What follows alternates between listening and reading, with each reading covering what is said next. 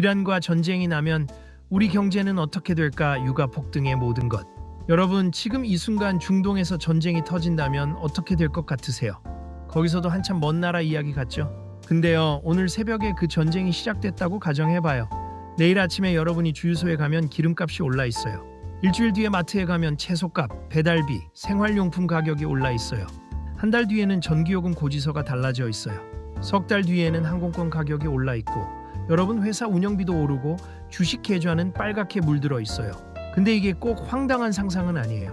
역사 속에서 실제로 이런 일이 반복됐고, 지금 이 순간에도 중동 정세는 언제든 터질 수 있는 화약고 위에 앉아 있거든요. 오늘 저는 여러분께 하나의 큰 질문에 답해 드리려고 해요. 이란과 전쟁이 나면 국제 유가는 어떻게 움직이고 그게 우리 경제와 우리 삶을 어떻게 바꾸는가? 아주 처음부터 끝까지 쉽고 깊게 파헤쳐 볼게요. 저는 행복한 그로서입니다. 오늘도 편하게 같이 가봐요. 챕터 1. 이란이 왜 이렇게 중요한 나라인가? 자, 본격적으로 시작해 볼게요. 먼저 이란이라는 나라가 왜 세계 경제에서 이토록 중요한 변수인지부터 짚어봐야 해요.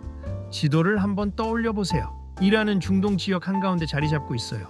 그리고 이란의 남쪽 해안선은 페르시아만과 바로 맞닿아 있어요. 이 페르시아만이라는 바다가 어떤 바다냐면요, 세계 원유 수출의 핵심 통로예요. 사우디아라비아, 아랍에미리트, 이라크, 쿠웨이트 같은 주요 산유국들이 다 이 페르시아만을 통해 원유를 내보내거든요. 그리고 그 끝에 호르무즈 해협이 있어요. 호르무즈 해협, 이름은 들어봤어도 얼마나 중요한지 실감이 잘 안 되시죠? 수치로 설명해 드릴게요. 이 해협의 가장 좁은 구간이 겨우 33km예요. 서울에서 수원 정도 거리밖에 안 되는 좁은 바다 길이에요. 그런데 이 좁은 해협을 하루에 약 2천만 배럴의 원유가 지나가요. 전 세계에서 하루에 소비하는 원유가 대략 1억 배럴 정도인데 그 20%가 이 한 군데를 통과한다는 얘기예요. 세계 5개 유조선 중에 1개가 여기를 지나간다는 말이에요. 그리고 이란이 바로 이 호르무즈 해협의 북쪽 입구를 장악하고 있어요. 이란이 진심으로 마음먹으면 이 해협을 군사적으로 봉쇄하거나 통항을 위협하는 건 실제로 가능한 이야기예요. 이란은 과거에도 수차례 우리를 건드리면 호르무즈를 막겠다고 공개 경고를 해왔어요. 여기다가 이란 자체의 원유 생산력도 어마어마해요. 이란의 원유 확인 매장량은 전 세계 4위 수준이에요. 하루 생산량은 약 300만 배럴 이상이고요. 중국, 인도를 비롯한 여러 나라들이 이란산 원유를 사들이고 있어요. 즉, 이란은 두 가지 의미에서 핵심 변수예요. 하나는 직접 원유 공급국으로서의 역할, 또 하나는 호르무즈 해협이라는 세계 원유 수송로를 위협할 수 있는 지정학적 위치예요. 이 두 가지가 결합되면 이란이 전쟁에 휘말릴 때 세계 원유 시장이 얼마나 충격받는지 이해가 되실 거예요. 챕터 2. 이란 전쟁 시나리오, 유가는 얼마나 오를까? 자, 그럼 이란과 전쟁이 실제로 터진다면 유가는 어떻게 움직일까요? 먼저 과거 사례부터 볼게요. 이었는 20년 1월 초 미국이 이란 혁명 수비대 정예부대 쿠드스군 사령관 솔레이마니를 이라크에서 드론으로 암살했어요. 그 소식이 전해진 순간 국제 유가는 단 하루 만에 4% 이상 급등했어요. 실제 전쟁이 일어난 것도 아니에요. 암살 한 건이었어요? 그게 전 세계 원유 시장을 그 정도로 흔들었다는 거예요. 2019년 9월에는 또 어떤 일이 있었냐면요. 사우디아라비아 최대 석유시설 아람코의 아브카이크 정제시설이 드론 공격을 받았어요. 그날 하루 사우디 원유 생산량의 약 절반이 순간적으로 멈췄어요. 그 결과 다음날 국제 유가가 하루 만에 15%나 폭등했어요. 단 하루 만에요. 그러면 이란과 본격적인 전쟁이 나고 호르무즈 해협이 실제로 봉쇄된다면 어떻게 될까요? 전문가들 사이에서 다양한 시나리오가 나오는데요. 중간 시나리오만 봐도 배럴당 150달러에서 200달러까지 치솟을 수 있다는 전망이 있어요. 현재 유가를 배럴당 708달러 수준으로 보면 최소 2배에서 3배까지 오를 수 있다는 거예요. 그리고 또 중요한 게 있어요. 유가 시장은 실물 원유보다 선물 시장이 먼저 움직여요.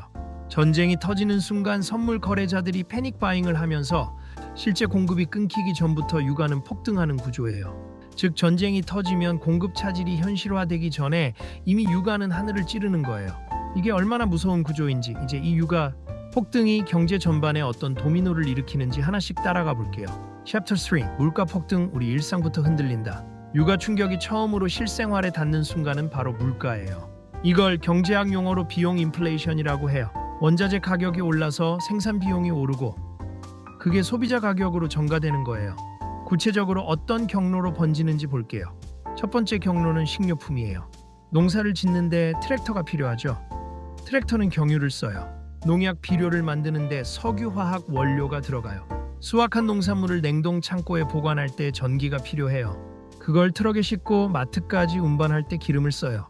즉, 유가 하나가 오르면 식료품 가격은 생산 단계부터 유통 단계까지 모든 곳에서 비용이 올라요. 두 번째 경로는 전기요금이에요. 한국은 천연가스와 석유를 이용해 전력을 생산하는 비중이 적지 않아요. 연료비가 오르면 전기요금 인상 압력이 생기는 거예요. 세 번째 경로는 항공료예요. 비행기는 항공유를 써요. 항공유는 원유에서 정제되거든요. 유가가 오르면 항공료가 직접적으로 오르는 거예요. 네 번째는 배달비, 택배비, 물류비예요.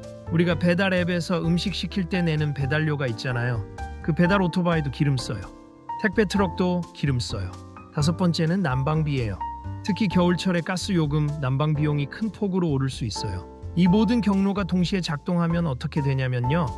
전반적인 소비자 물가가 올라요. 역사적인 수치를 보면 1973년 오일 쇼크 당시 미국 소비자 물가는 1년 만에 11%를 넘어섰어요. 한국은 더 심각했어요. 1974년 한국 소비자 물가 상승률이 무려 24.3%였어요. 24%라는 게 피부로 얼마나 와닿는지 예를 들어볼게요. 지금 월급이 300만 원인 분이 있다고 해봐요. 물가가 24% 오르면 같은 300만 원으로 살 수 있는 물건의 양이 24%나 줄어드는 거예요. 실질적으로 월급이 240만 원 수준으로 줄어드는 것과 같은 효과예요. 그게 1년 만에 일어난 거예요. 챕터 4. 한국이 특히 더 아픈 이유. 자, 이제 이 이야기를 우리나라 이야기로 가져올게요. 이란 전쟁 충격이 전 세계 모든 나라에 영향을 주겠지만 한국은 특히 구조적으로 더 크게 얻어맞을 수밖에 없는 나라예요. 이유를 세 가지로 설명해 드릴게요. 첫 번째, 에너지 수입 의존도가 너무 높아요. 한국은 국내에서 쓰는 원유의 약 97% 이상을 수입해요. 자체적으로 뽑아낼 수 있는 원유가 거의 없는 거예요. 두 번째, 중동 의존도가 특히 높아요. 한국이 수입하는 원유의 60% 이상이 중동에서 와요. 그리고 그 중동 원유가 한국에 오는 길이 바로 호르무즈 해협이에요. 호르무즈가 막히면 한국은 원유 공급 자체에 빨간불이 켜지는 거예요. 세 번째, 환율 충격이 이중으로 와요. 유가가 오르면 한국은 석유를 사기 위해 달러를 더 많이 써야 해요. 달러 수요가 늘어나면 달러 값이 올라요. 즉 원달러 환율이 오르는 거예요. 환율이 오르면 또 어떻게 되냐면요. 한국이 수입하는 모든 물건의 가격이 다 올라요. 원유만 비싸지는 게 아니에요. 밀가루도, 대두도, 반도체 원재료도, 가전제품 부품도 전부 달러로 사거든요. 환율이 오르면 다 같이 비싸지는 거예요. 유가 상승으로 물가가 오르고 환율 상승으로 수입 물가가 또 오르는 이중 충격이 동시에 오는 거예요. 여기다가 한국은 수출 의존도도 높은 나라잖아요. 세계 경기가 유가 충격으로 침체되면 우리 수출 물량이 줄어드는 것도 또 하나의 타격이에요. 한마디로 에너지 수입국이면서 수출 주도형 경제인 한국은 이란 전쟁 시나리오에서 사방이 막히는 구조예요. 챕터 5. 산업별 충격. 누가 죽고 누가 사나. 유가 충격이 오면 산업별로 명암이 완전히 갈려요. 먼저 크게 타격받는 업종들 볼게요. 첫 번째, 항공산업이에요. 항공사 비용 구조를 보면 연료비가 전체 운영비의 35%를 차지해요. 유가가 2배 오른다는 건 항공사 비용이 몇십 %씩 폭증한다는 얘기예요. 운임을 올리면 손님이 줄고 운임을 그대로 유지하면 적자가 나요. 어느 쪽을 선택해도 항공사 입장에서는 최악이에요. 코로나19 이후 겨우 살아난 항공업계가 유가 폭등이라는 두 번째 직격탄을 맞는 시나리오가 되는 거예요. 두 번째, 해운 물류 업종이에요. 선박도 기름으로 움직여요. 물류비가 올라가면 전 세계 공급망 전체의 비용이 올라가요. 코로나 때 물류 대란이 얼마나 무서웠는지 다들 기억하시죠? 그 공급망 혼란이 유가 폭등이랑 결합되면 더 강한 인플레이션이 오는 거예요. 세 번째, 석유화학 업종이에요. 플라스틱, 합성섬유, 화학 원료를 만드는 기업들은 원재료가 원유예요. 원재료 가격이 폭등하면 생산 원가가 따라 폭등하고 수익성이 급격히 나빠지는 거예요. 네 번째, 자동차 업종이에요. 유가가 오르면 소비자들이 차를 덜 쓰게 되고 새 차를 사려는 수요도 줄어요. 자동차 판매량이 떨어지는 거예요. 반대로 수혜를 보는 업종도 있어요. 첫 번째로 정유사예요. 유가가 오를 때 정유사는 재고 평가 이익이 발생해요. 싸게 사뒀던 원유를 비싸게 팔 수 있게 되거든요. 두 번째로 신재생에너지 관련 기업이에요.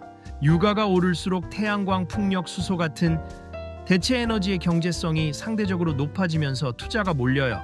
세 번째로 방위산업, 즉 방산업체예요. 전쟁 분위기가 고조되면 군사장비 수요에 대한 기대감이 높아지면서 방산주가 오르는 패턴은 역사적으로 반복됐어요. 그리고 재미있는 게 전기차 업종이에요. 유가가 오르면 이제 전기차 타야겠다는 사람들이 늘어나거든요. 테슬라나 현대 전기차 수요가 늘어나는 구조가 만들어질 수 있어요. Chapter 6. 주식시장 어디가 오르고 어디가 내리나? 자, 이제 주식 얘기해봐요. 투자자분들 집중해주세요. 이란 전쟁이 터지면 글로벌 증시와 코스피는 단기적으로 거의 확실하게 큰 폭으로 빠질 거예요. 이유는 간단해요. 주식시장은 불확실성을 제일 싫어해요. 전쟁은 불확실성의 결정판이거든요. 그리고 한국 주식시장은 외국인 투자자 비중이 상당히 높아서 불안할 때마다 외국인들이 한국 주식을 팔고 빠져나가는 경향이 있어요. 외국인이 팔면 주가가 내려가요. 주가가 내려가면 원화 가치도 약해지는 악순환이 생겨요. 그러면 업종별로 좀 더 자세히 볼게요. 하락 압력을 강하게 받는 업종부터 볼게요. 첫 번째, 항공주예요. LCC 저가 항공사들이 특히 취약해요. 연료비 비중이 높고 가격 경쟁도 심하거든요. 두 번째, 운송 물류 관련주예요. 연료비가 오르면 마진이 직격탄을 맞아요. 세 번째, 석유 화학 관련주예요. 원료비 부담이 직접적으로 올라요. 네 번째, 소비자의 주식들이에요. 물가 상승으로 실질 소비 여력이 줄면서 경기 소비자의 주식들이 약해져요. 반면 상승 가능성이 있는 업종도 있어요. 첫 번째는 정유주예요. S-오일, SK이노베이션 같은 정유사들은 유가 상승기에 수혜를 볼 수 있어요. 두 번째는 에너지 관련 ETF나 원자재 관련 ETF예요. 세 번째는 방산주예요. 한화 에어로스페이스, LIG 넥스원 같은 방산 기업들이 지정학적 긴장이 고조될 때 주목받는 경향이 있어요. 네 번째는 금 관련 자산이에요. 전쟁이 나면 안전자산인 금 가격이 올라가는 패턴은 역사적으로 계속 반복됐어요. 그리고 달러도 안전자산으로 분류돼서 달러 강세가 나타나요. 중요한 건 단기 충격과 중장기 흐름을 구분하는 거예요. 전쟁 초기에는 공포로 다 같이 빠지지만 이후에 에너지, 방산, 대체 에너지 섹터는 다른 흐름을 보일 수 있어요. Chapter 7. 중앙은행의 딜레마, 금리를 올려야 하나 내려야 하나. 이 대목이 사실 경제학적으로 제일 흥미롭고 어려운 부분이에요. 유가 충격으로 물가가 폭등하면 한국은행이나 미국의 연방준비제도 같은 중앙은행은 엄청난 딜레마에 빠져요. 교과서적인 대응은 이래요. 물가가 오르면 금리를 올려서 수요를 줄이고 물가를 잡는 거예요. 근데 이번 물가 상승은 수요가 너무 많아서 생긴 게 아니에요. 공급이 막혀서 생긴 물가 상승이에요. 이 두 가지는 완전히 다른 병이에요. 수요 과잉으로 인한 물가 상승에는 금리 인상이 약이 돼요. 하지만 공급 충격으로 인한 물가 상승에 금리를 올리면 어떻게 되냐면 물가는 잡히지 않으면서 경기만 꺾이는 최악의 상황이 올 수 있어요. 이 상황을 스태그플레이션이라고 해요. 경기 침체를 뜻하는 스태그네이션과 물가 상승을 뜻하는 인플레이션을 합친 말이에요. 물가가 오르는데 경기는 나빠지고 실업자는 늘어나는 최악의 경제 상태예요. 이 스태그플레이션이 얼마나 무서운지는 1970년대가 증명해요. 1973년 오일 쇼크 이후 미국은 몇 년 동안 물가가 10%를 넘는데 경제 성장은 거의 멈추는 상황을 겪었어요. 실업률도 올랐어요. 정책 당국은 금리를 올려도 문제, 내려도 문제인 진퇴양난 상황에 빠졌었거든요. 현재도 비슷한 상황이 벌어질 수 있어요. 이미 금리가 높은 상황에서 유가 충격이 오면 중앙은행은 정말로 어떤 선택도 쉽지 않은 국면에 처하게 돼요. 이게 왜 중요하냐면요. 중앙은행의 선택에 따라 대출금리, 예금금리, 모기지금리가 다 달라지거든요. 그리고 그 금리 변화가 여러분 집값, 대출이자 사업비용에 직접 영향을 미치는 거예요. Chapter 8. 일반 시민의 삶 구체적으로 얼마나 오를까? 이제 아주 현실적인 이야기를 해볼게요. 이란 전쟁으로 유가가 배럴당 $150까지 오른다면 우리 생활 속 숫자는 어떻게 바뀔까요? 물론 이건 어디까지나 시나리오이고 수치는 상황에 따라 달라지지만 대략적인 방향을 이해하는 데 도움이 될 거예요. 주유소 기름값이 가장 먼저 느껴지겠죠. 현재 휘발유가 리터당 1,600원 정도라고 치면 유가가 2배 가까이 오르면 2,000원 중반에서 3,000원 가까이 오를 수도 있어요. 보통 한 달에 연료비로 10만 원 쓰는 분이라면 갑자기 20만 원 가까이 쓰게 되는 거예요. 다음으로 식료품이에요. 유통, 물류 비용이 오르면서 채소, 과일, 육류 가격이 전반적으로 오를 수밖에 없어요. 체온치인 20% 오른다고 보면 한 달 식비가 상당히 늘어나는 거예요. 전기가스 요금도 올라요.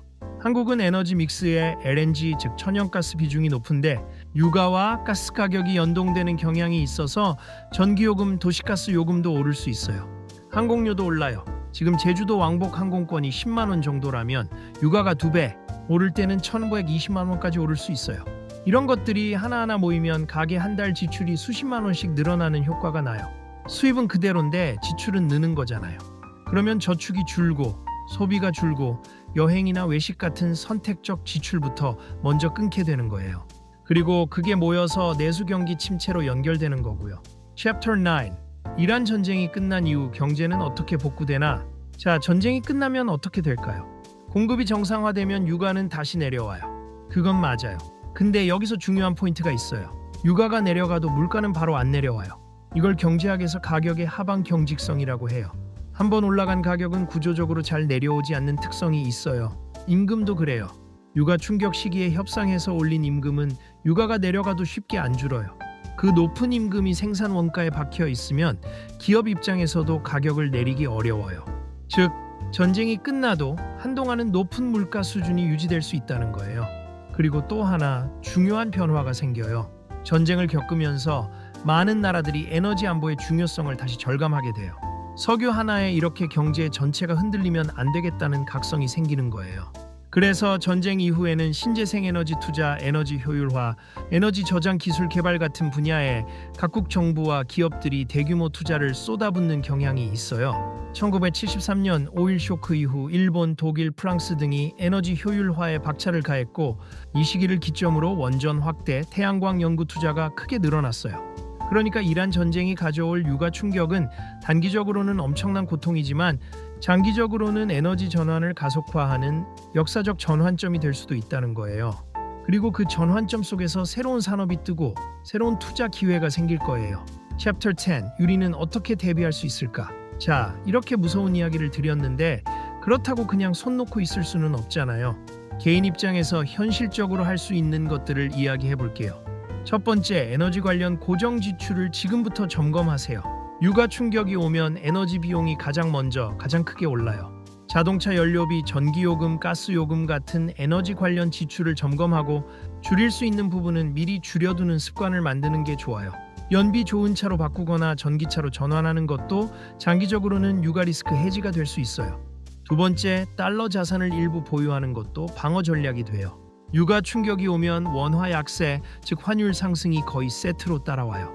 달러 예금, 달러 ETF, 미국 주식 같은 형태로 자산 일부를 달러로 가지고 있으면 환율 상승기에 원화, 자산 가치 하락을 어느 정도 방어할 수 있어요. 세 번째, 포트폴리오에 에너지 관련 자산을 일부 포함시키는 것도 해지 수단이 돼요. 정유주나 에너지 ETF는 유가가 오를 때 상승하는 경향이 있어서 유가 리스크를 역으로 활용하는 포지션이 될 수 있어요. 또 금 같은 안전자산도 전쟁 국면에서 오르는 경향이 있으니 참고해 볼 수 있어요. 네 번째, 신재생 에너지, 전기차 관련 중장기 투자 테마를 주목해 보세요. 유가 충격이 올 때마다 탈석유 에너지 전환은 가속화됐어요. 당이 충격 이후에 오는 구조적 변화 속에서 수혜를 볼 수 있는 기업들의 눈을 돌려보는 것도 좋은 전략이에요. 다만 이 모든 건 어디까지나 참고용 의견이에요.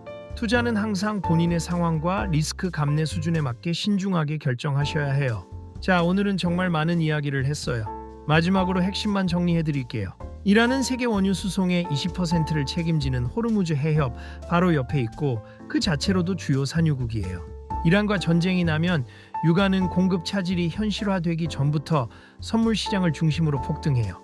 유가 폭등은 인플레이션, 소비 위축, 기업 원가 상승, 중앙은행의 금리 딜레마, 환율 상승이라는 연쇄 충격을 만들어요. 한국은 에너지 수입 의존도와 중동 의존도가 높아서 특히 더 크게 얻어맞는 구조예요.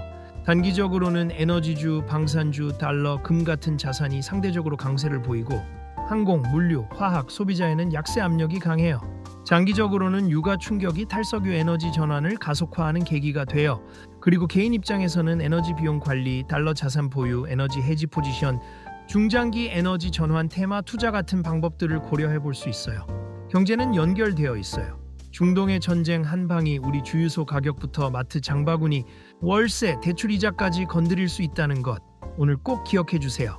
알고 있는 것과 모르는 것의 차이는 같은 충격이 와도 내가 어떻게 대응하느냐가 완전히 달라진다는 거예요. 오늘 영상이 도움이 되셨다면 구독과 좋아요 눌러주시고요. 보고 싶은 경제 주제 있으시면 댓글로 편하게 남겨주세요. 최대한 챙겨볼게요.